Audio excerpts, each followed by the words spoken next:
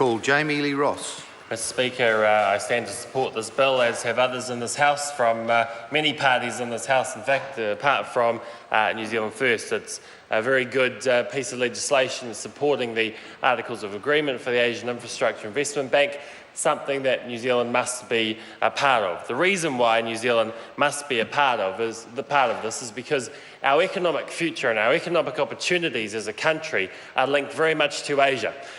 New Zealand is continuing to increase its trade more and more with Asia, and going forward into the future, I foresee that will only continue to increase, and that will increase to the benefit of New Zealanders. But one of the constraints that is in place in Asia is a lack of infrastructure, and the purpose of this bank is to try and invest in greater infrastructure improvements in Asia so Asia can grow faster, and faster growth in Asia will lead to greater demand for goods around the world. And as we continue to improve our free trade agreements and increase the number of free trade agreements with Asian countries, that will only see New Zealand benefit from a bank such as this. Mr Speaker, New Zealand First is unfortunately very much isolated in their view on this particular matter, and they have a view that New Zealand should be isolated from the rest of the world. It is a view that is detrimental to New Zealand. It is a view that is out of line with economic opportunities for New Zealand.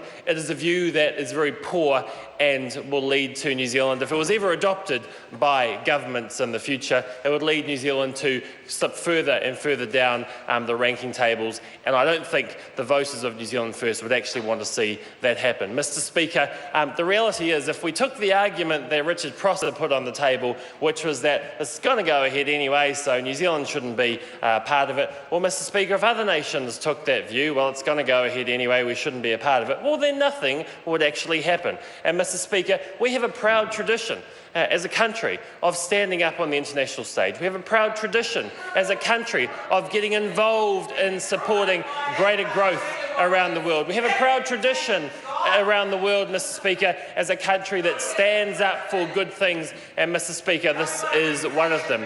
Mr Speaker, if we took the view that trade agreements were going to go ahead whether or not we got involved, then we'd be left out of the pack. I guess New Zealand First don't care about that because they're actually opposed to free trade. They're opposed to free trade, they're opposed to greater infrastructure investment in Asia, they're opposed to New Zealand being involved on the world stage. Mr Speaker, I don't know what they're for other than New Zealand blocking itself off from the rest of the world. Mr Speaker, this will aid New Zealand's economic opportunities, this will aid future growth for New Zealanders, this will aid future trade for New Zealand firms, and Mr Speaker, that is why many parties in this House are supporting this bill.